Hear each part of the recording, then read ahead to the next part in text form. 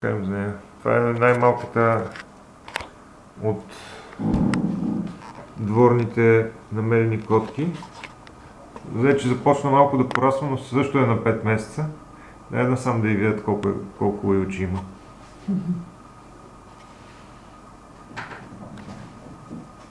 Да пуснем.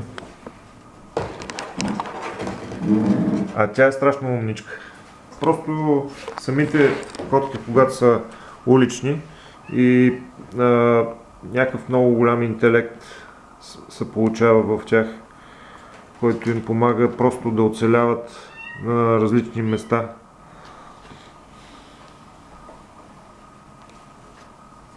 На различни места и на различни трудности в живота.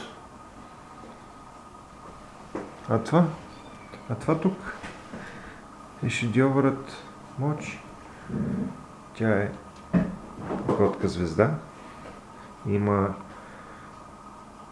клипчета в TikTok с над 25 000 гледания. И затова искаме човекът, който ще я приюти в своя дом, да е напълно наясно с нейната уникална природа и да се грижи подобаващо за този шедьовър на природата. Мочи!